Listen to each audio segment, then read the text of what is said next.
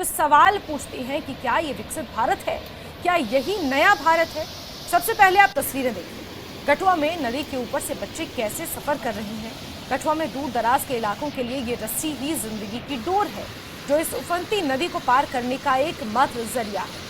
सैलाबी चुनौती को पार कर स्कूल पहुंचने की एक उम्मीद है। इस इलाके के बच्चों को हर रोज इसी रस्सी के सहारे स्कूल पहुंचना पड़ता है। रस्सी से ये रिस्क भरा सफर इन बच्चों की अब दिनचर्या बन चुका है, क्योंकि ना तो पुल है ना कोई और रास्ता। लिहाजा अब ये छोटे छोटे बच्चे प्रधानमंत्री मोदी से गुहार लगा रहे हैं कि इस दरिया पर एक पुल बनाया जाए, ताकि ये जोखिम भरा सफर उन्हें ना करना पड़े।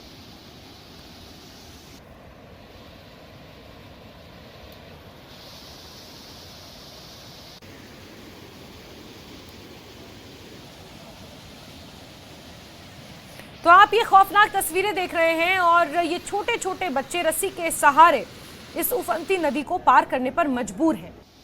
और यही कारण है कि प्रधानमंत्री नरेंद्र मोदी से ये गुहार लगा रहे हैं कि कम से कम एक पुल बनाया जाए या कोई वैकल्पिक मार्ग यहाँ पर तैयार किया जाए।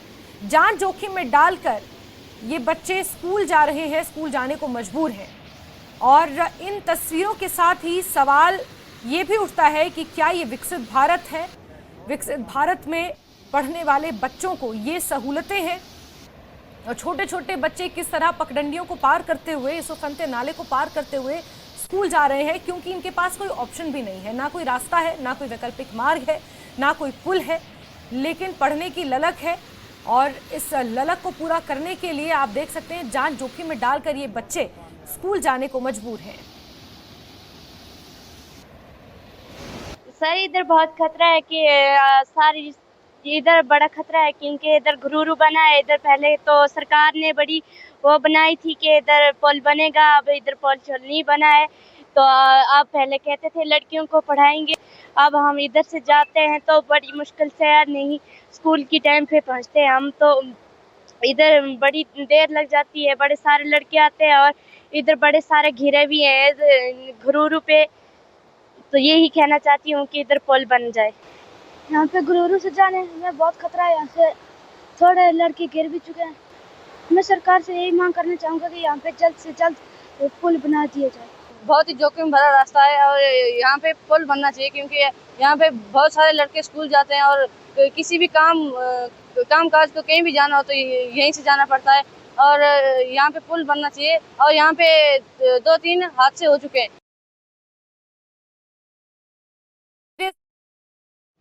एक तरफ सवाल पूछ रही हैं तो दूसरी तरफ इन तस्वीरों की हकीकत आपको बताते हैं, जहां रस्सी के सहारे जान जोखिम में डालकर ये बच्चे स्कूल जा रहे हैं और स्कूल पहुंचने की एकमात्र उम्मीद ये रस्सी है। इस इलाके के बच्चों को हर रोज इसी रस्सी के सहारे स्कूल पहुंचना पड़ता है, और यही कारण है कि बच्चे इस जोखिम को समझते हैं। वो जानते हैं कि ये बहुत खतरनाक है, लेकिन पढ़ाई ज़रूरी है, शिक्षा ज़रूरी है, और उसी शिक्षा को हासिल करने के लिए ये इस खतरनाक रास्ते को इस रस्सी के सहारे किस तरह पार कर रहे हैं आप देखिए। और यही कारण है कि प्रधानमंत्री नरेंद्र मोदी से अब वो पुल बनाने की मांग कर रहे हैं। स्कूल जाने के लिए ये छोटे छोटे बच्चे अपनी जान किस तरह जोखिम में डाल रहे हैं, ध्यान से इन तस्वीरों को देख लीजिए।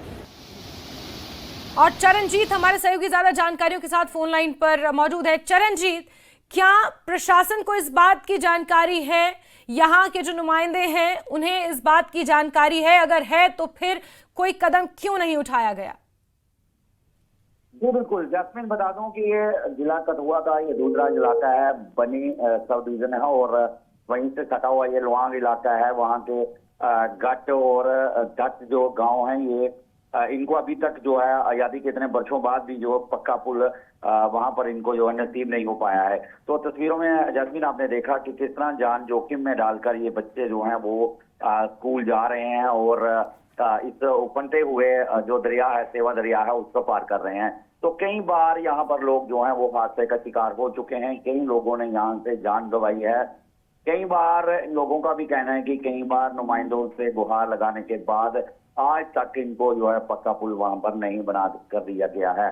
जी लेकिन चरणजीत, यहाँ पर आपने कहा कि कई बार पहले हादसे हो चुके हैं और यहाँ छोटे छोटे बच्चे, कोई बड़ा भी यहाँ पर मौजूद नहीं है, किसी के सुपरविजन में भी नहीं, खुद ही रस्सी खींच रहे हैं, खुद ही फिर जो ये बाबा आदम के ज़माने की टेक्नोलॉजी यहाँ पर इस पुल के जरिए इस्तेमाल की जा रही है, रस्सी के जरिए इस्तेमाल की जा रही है। कुछ भी अगर बड़ा हादसा हो जाता है, एक भी बच्चा खुदा ना करे अगर इस तरह नाले में गिर जाए, कुछ हो जाए, तो फिर जिम्मेदार कौन होगा?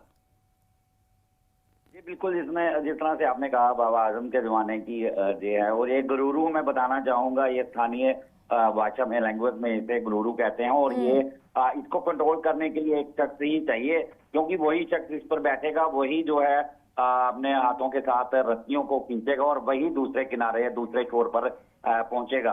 और बता दूं तो ये आज का नहीं है, कई वर्षों से जो है लोग और जो स्कूली बच्चे हैं इसी नदी नाले से गुजरकर जो है वो दूसरी ओर जाते हैं। बता दूं तो 300 के करीब आबादी होगी इन गाँव में। यहाँ के लोगों का रोजाना आना जाना जो है इसके ऊपर रहता है।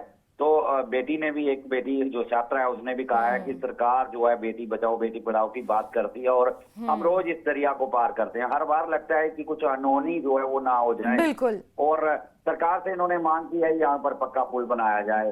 तो आपने देखा कि किस तरह से रोज रस्सी के सहारे जो है इन लोगों की जिंदगी जो है वहां पर चल रही है और रस्सी के सहारे जो है ये लोग इस दरिया को पार कर रहे हैं। तो जाहिर तौर पर रिस्क जो वहां पर बना हुआ है कि बिल्कुल बिल्कुल चरणजीत, और ये बड़ा सवाल है कि जम्मू कश्मीर ये वही राज्य है जहां पर आपने चिनाब नदी पर विश्व का सबसे ऊंचा रेल पुल तो बना दिया, लेकिन एक नाले पर आप पुल नहीं बना पा रहे हैं जहां बच्चे जान जोखिम में डालकर स्कूल जाने को मजबूर है। चरणजीत, जरा सवाल जरूर पूछिएगा आप प्रशासन से। बहुत शुक्रिया हमारे साथ जुड़ने के लिए।